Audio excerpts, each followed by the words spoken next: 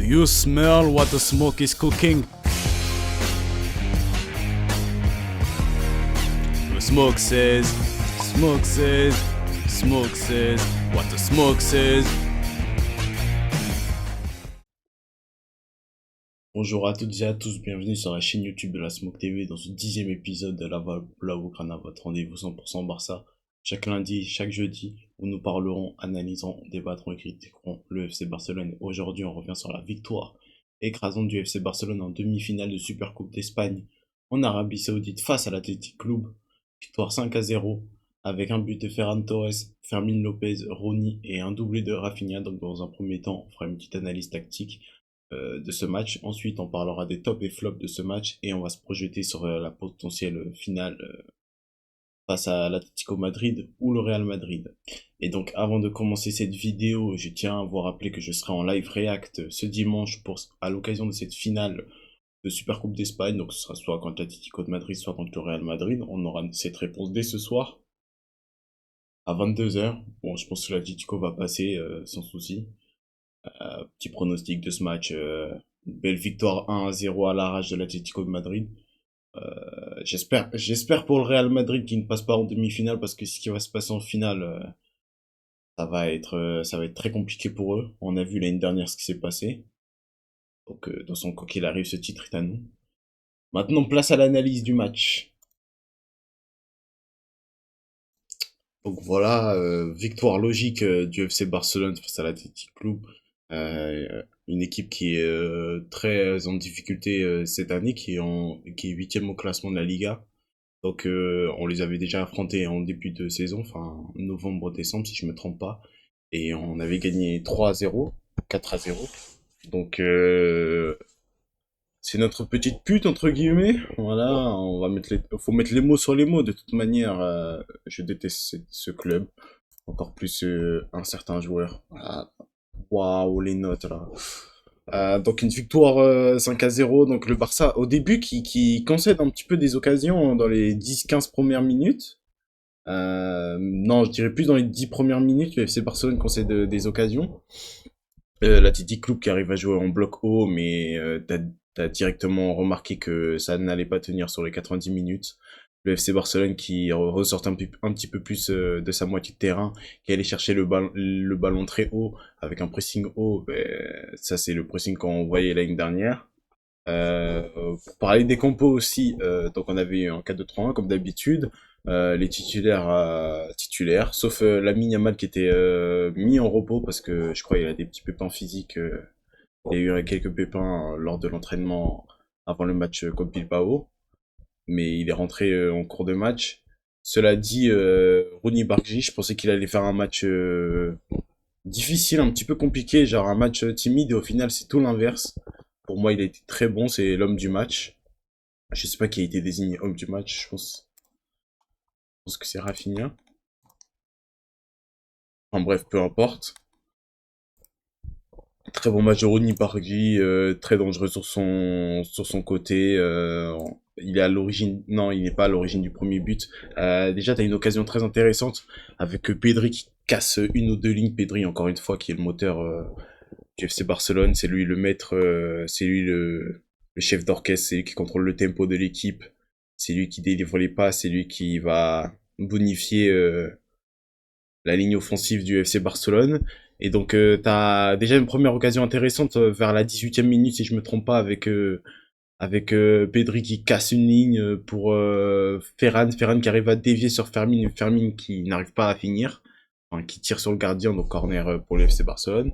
Mais juste après, t'as le FC Barcelone qui prend de plus en plus de confiance, qui devient de plus en plus dangereux et ça arrive très rapidement avec le premier but du FC Barcelone. D'une conclusion de Ferran Torres, il y a eu un petit cafouillage dans la surface. Le but de Ferran, il y a une passe décisive, le but de Ferran. Excusez-moi. Ouais, c'est Fermín López, ouais. C'est pas vraiment une passe, si je m'en. C'est fou, le match était hier, j'ai déjà oublié. C'est pas vraiment une passe décisive, je crois que c'est Fermín, il tente de tirer, mais ça va sur Ferran, et Ferran qui arrive à contrôler et à finir. Donc le premier but de FC Barcelone. Euh, donc voilà. mérité. Après quelques minutes de domination, le FC Barcelone dominait complètement après les 10 premières minutes de l'Athletic Club. Je crois qu'on était à environ à 78% de possession. J'ai bien aimé la manière de contrôler le match du FC Barcelone, d'aller progressivement dans leur moitié de terrain. J'avais l'impression que enfin, c'était trop simple pour eux. Enfin, ils avaient pas besoin de mettre d'autant d'intensité pour mettre en difficulté les joueurs de l'Athletic Club. Et le deuxième but qui arrive rapidement avec Fermin Lopez qui ronie sur son côté droit, il fait du gras. Il tue Poirot qui a passé un très très très mauvais match. Je sais pas si c'est son combienième match, parce que je le connais pas le joueur. Euh, Attendez, est-ce que je peux voir? Ouais, il a joué 6 matchs cette saison. Il a joué 6 matchs et il a débuté 4 matchs. Mais vraiment, c'était pas son jour, hein. Il avait un joueur en face là qui était très bon, donc Rooney qui fait la première passe D. Et comme il a dit en interview, c'est que c'est un gaucher, c'est vraiment un gaucher, mais il a cette capacité d'utiliser son pied droit qui fait qu'il déséquilibre ses adversaires. Et c'est avec ce pied droit qu'il réussit à faire cette passe décisive pour Fermin qui conclut et qui inscrit le deuxième but de la rencontre. Euh, Dribble réussi 2 sur 3. Les passes, c'est pareil, il doit avoir une bonne stat. Passe dans le dernier tiers, il en a 4. Passe non précise, c'est seulement 2 ballons perdus. Pour combien de ballons touchés? 66 ballons touchés. Donc c'est un très bon match de Ronny Bargi qui rapidement va ensuite inscrire le troisième but de la rencontre. Unai Simon, le gardien numéro 1 de la sélection espagnole qui n'arrive pas trop à gérer la trajectoire du ballon et qui concède ce troisième but du FC Barcelone. Et ce que j'ai aimé dans cette première mi-temps, c'est que les buts sont vite enchaînés et une très bonne cohésion des offensifs. Je pensais que ça allait être un peu plus compliqué offensivement sans la Yamal, mais au final, ils m'ont causé du tort. Et également, tu as Fermin Lopez qui n'arrive pas à enchaîner les bons matchs et au final, il a fait un très bon match. Tu vois là que les trois là du milieu offensif, bah, ils se partagent les stats hein, entre eux. Et pour finir, t'as Rafinha qui, je me rappelle plus l'origine du quatrième but. Ouais, donc t'as Ronny qui arrive qui fait une transversale, un changement de côté hein, pour Rafinha. Rafinha ensuite, et donc Rafinha qui arrive à éliminer avec des feintes de corps là sur le côté Arisso. Il arrive à l'éliminer, à passer sur le côté et ensuite à allumer la lucarne de Unai Simon. Donc c'est très bien joué de la part du Brésilien. On connaît ses qualités hein, devant le but. Surtout dans des situations pareilles, dans cette zone là de Rafinha. Là. Oh, j'ai un petit peu fait un petit peu gros là, mais dans cette situation là d'angle gauche, là, corner gauche, là, qu'il arrive élancé là sur le côté gauche, il a une manière de d'envoyer une mine au premier poteau du gardien. Et franchement, il a une très bonne qualité de frappe, Rafinha. De toute façon, on connaît, c'est l'une de ses grandes qualités, même des frappes de loin, même parfois ça rentre pas, mais ça finit soit poteau ou par rentrante, enfin transversale. Donc Rafinha qui arrive à inscrire son premier but de 2026 et donc le quatrième but qui éteint littéralement Bilbao juste avant la mi-temps. Donc mi-temps pause, le FC Barcelone mène 4-0. Euh, Très bonne animation offensive de la part du Quatuor, même si Ferran, et c'est là où je vais mettre un petit malus sur Ferran, je trouve qu'on l'a pas assez trouvé, encore une fois. Invisible, un petit peu comme face à l'Espagnol Barcelone, c'était un petit peu difficile de le trouver. Bah ouais, on n'a pas trop joué sur lui, on a plus joué sur le côté avec Rafinha et Bargi. Et c'est problématique, encore une fois, Ferran, sur ses déplacements. Après, techniquement, est-ce qu'il a touché beaucoup de ballons? J'ai pas le souvenir qu'il ait touché beaucoup de ballons. Ouais, 16 touches de ballon. Il a touché 16 ballons pour 4 dans la surface. 4 dans la surface, c'est peu. Donc voilà. J'aurais aimé voir Lewandowski rentrer, mais il n'a pas fait rentrer Lewandowski. Et ensuite, ben, retour à la pause, 45e minute, le FC Barcelone a un petit peu baissé l'intensité, hein, le match il était plié, Bilbao n'allait pas jouer. Et j'avais plus une impression que Bilbao ne cherchait pas à jouer ce match. Enfin, déjà, t'avais vu les déclarations d'Iñaki Williams en interview comme quoi jouer à la Super Coupe en Arabie Saoudite c'est de la merde. Ensuite, t'as Valverde qui a essayé un petit peu de défendre par rapport parce que en réalité, s'il va en Arabie Saoudite, c'est plus pour les droits télé, combien ils touchent, parce qu'ils prennent un bon billet les clubs. Ils prennent 5 millions Bilbao et le Barça ils doivent en prendre 6 plus 2 millions si on remporte la coupe. Donc ouais, j'avais cette impression qu'ils ne jouaient pas à fond, enfin qu'ils allaient pas faire d'efforts pour même aller inscrire un but. Enfin, il y a eu très peu d'offensive de la part de Bilbao. Si je peux avoir les stats sous les yeux. Occasion de but. Putain, ils ont eu 3 occasions de but. Aucun souvenir. Mais ouais, je m'en rappelle, oui, il y a une grosse occasion manquée. 3 occasions, ou 3 grosses. Wow, ils sont un petit peu, ils maxent un peu là, hein. Mais bref, il y avait une grosse occasion, je m'en rappelle, je me suis dit ça finit dans le but, mais au final, c'est complètement manqué. Je sais plus si c'est non, c'est Gorozeta, il loupe une grosse occasion.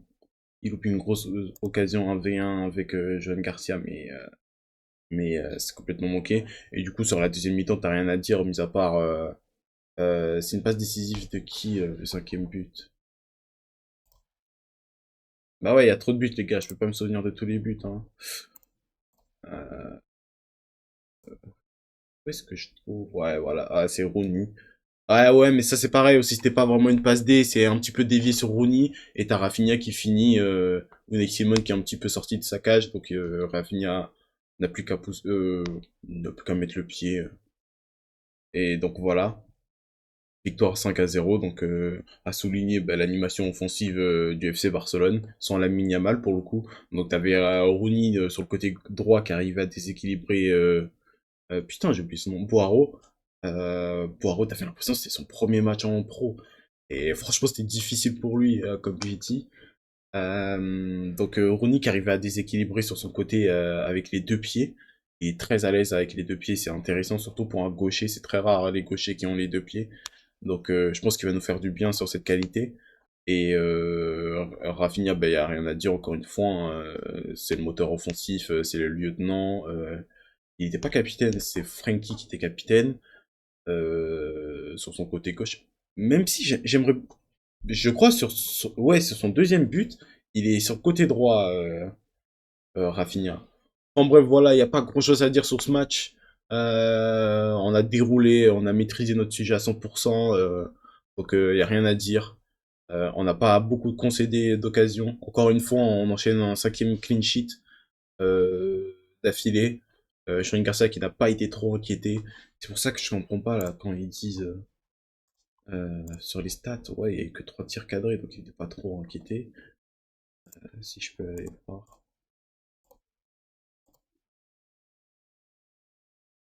Ouais, ouais, expect goal subi 0,31, donc ouais, il n'a pas trop été inquiété ce match-là. Voilà, en termes de malus aussi, t'as Marc Bernal qui est rentré. J'ai trouvé son entrée bof.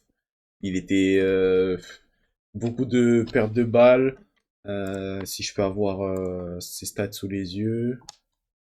Bernal, pas une bonne entrée. Marcus Rashford qui était ça va, c'était intéressant. Mais j'aimerais le voir en numéro 9, Marcus. Là, pour le coup, là, dans ce genre de match, je pense qu'en neuf, il ferait très mal. Ces appels dans le dos de la défense, là, en profondeur, là, ça pourrait faire très mal contre les équipes en bloc médian ou en bloc haut. Donc, j'aimerais bien voir ça plus tard, parce que Ferran, c'était vraiment dur à le trouver. On jouait quasiment pas sur lui. Et ouais, pour revenir à Marc Bernal, il y a eu des ballons perdus. Ballons perdus. Pourquoi il me disait en ballon? Ouais, mais ça, c'est en attaque. Mais il en a perdu des ballons. Il en a perdu 2 ou 3. Ouais, passe réussi. Et c'est surtout dans des zones où tu dois pas les perdre. C'est par exemple à 25-30 mètres des cages de Johan Garcia où il perdait les ballons. Son entrée, c'était bof. Après, il sort d'une rupture du ligament de croisé, donc on va prendre le temps avec lui, mais il faut le dire quand c'est bon ou quand c'est mauvais. Donc là, maintenant, je vais vous dire mon top et flop pour ce match. En soi, en flop, on va commencer par les flops, on va changer les flops de ce match. Donc, t'avais en premier, ben, je vais mettre Marc Bernal pour son entrée. Il y a un petit peu bof bof. Ensuite, je vais mettre Ferran Torres. Ferran Torres, comme j'ai dit, son but, il est un petit peu chanceux, mais en dehors de ça, il n'a pas eu beaucoup trop d'occasions. Donc voilà.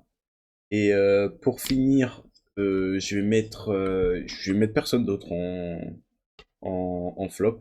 Je vais mettre que deux flops. Frankie de Jong, la note elle est un petit peu sévère. Il a fait un bon match, là. Tu vois, quand Pedri lui prend, quand il est avec Pedri là, dans ce genre de match, là, les blocs médians, il est un petit peu plus intéressant, Frankie. Donc voilà. Pour moi, il y aura que deux flops dans ce match. Et en top, ben, je vais mettre Rooney, pour moi qui est l'homme du match. Comme j'ai dit, il a su déséquilibrer sur son côté, un match avec de la personnalité, il prend de plus en plus de confiance. Malheureusement pour lui, ça sera compliqué de s'installer dans le 11 titulaire, mais c'est un petit prospect à garder. Rappelez-vous, il nous a coûté uniquement 2,5 millions. D'ailleurs, je comprends pas pourquoi l'Olympique de Marseille n'est pas allé sur lui. Il avait des soucis, des problèmes au genou, mais quand tu le vois là, c'est qu'une question de gestion. Avec Rooney, je pense qu'il aurait fait du bien à l'Olympique de Marseille, mais tant mieux pour nous, j'ai envie de vous dire. Donc en deuxième, je vais mettre Rafinha. Rafinha doublé, passe décisif. Il se met au service du collectif, il se met aussi à son service lorsqu'il a des ballons dans les derniers mètres. Il est clinique, sans froid, très bonne finition. Et en troisième, ben, je vais mettre Fermin Lopez aussi. Il faut mettre en lumière l'animation offensive, même si c'est très rare que je le fasse, hein, en soi, l'animation offensive que je mette en lumière. Là, on a eu beaucoup de joueurs concernés dans ce match. Est-ce que c'est pas parce que aussi Lamine Yamal qui n'était pas là, ou lorsque Lamine Yamal est là, on va plus jouer sur Lamine Yamal. Là, t'as fait l'impression que toute l'animation offensive était concernée. Ça jouait à la fois à gauche, à la fois à droite, des déviations dans l'axe. Même si Ferran, il n'a pas été très bon dans les derniers mètres, et on le trouvait pas trop. Je trouve qu'en déviation, en pivot, il a été intéressant pour Fermin Lopez qui a su un petit peu plus s'exprimer devant le but.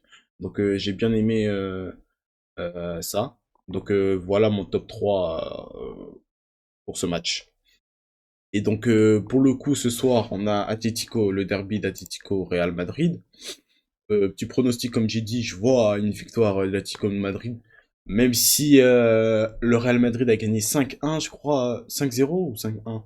Bon bref, je vais regarder. 5-1, ouais, 5-1 face au Real Betis de merde. Le Real Betis, franchement, se prendre un triplé de Gonzalo Garcia et de Ferran Torres, waouh, faut se remettre en question. Mais cela dit, je pense pas que, je pense que c'est une fausse bonne idée qu'il faut se faire là, qu'on pourrait se faire, pardon. Croire que le Real Madrid est très bon sur Kylian Mbappé. Même si t'avais tous les offensifs qui étaient concernés, Vinicius, Rodrigo, Bellingham, Gonzalo Garcia, c'est le déplacement dans la surface qui a été très bon. Je pense face à l'Atlético Madrid, ça va être un peu plus compliqué. La dernière victoire sur le temps réglementaire, dans le temps réglementaire face à l'Atlético de Madrid, je m'en rappelle plus, pour vous dire. Est-ce que je peux avoir les face à face là? Ouais, face à face. T'as eu le 5-2 là, cette saison. Ensuite, bah, t'as le Real. Ah, bah, c'était bah, le 4 mars 2025. Mais sinon, en Liga, ça fait un moment, hein. 10 janvier 2024, les gars. Ah non, ça c'est en Super Coupe en plus. En Liga, 26 janvier. Mais non, ça c'est Coupe du Roi aussi. Eh ben, c'était le 18 septembre 2022 là, en Liga. Après là on est en Super Coupe donc on va pas trop prendre en compte ça. Mais je vois quand même une victoire de l'Atlético de Madrid. Euh, c'est le genre de match, c'est un petit peu la bête noire du Real Madrid là en ces temps derniers. Donc il faut et moi je reste persuadé que le Real Madrid sans Kylian Mbappé c'est compliqué. Donc voilà, je vois une victoire 1-0 et je pense qu'on aura un Barcelone Atlético Madrid dimanche. Donc merci les gars de m'avoir écouté. N'hésitez pas à liker, partager et commenter sous l'espace commentaire de la vidéo pour me soutenir. Ça fait plaisir, ça fait toujours plaisir un petit like, un petit commentaire. Donc n'hésitez pas à me suivre encore une fois sur ma chaîne Twitch. N'hésitez pas à rejoindre mon Discord pour regarder les matchs du FC Barcelone parce que je diffuse les matchs sur mon Discord. Je fais pareil pour la CAN et peut-être pour les gros matchs aussi. Du type, par exemple, ce soir il y a Arsenal-Liverpool. Il y a même PSG Marseille, pourquoi pas. Donc voilà, je vous remercie encore une fois de me suivre. Quoi d'autre à dire? Rien à dire, hein. SLC. Hein. Et merci, on se retrouve lundi prochain. Lundi prochain pour la review et notre premier titre de l'année 2026. Salut l'équipe!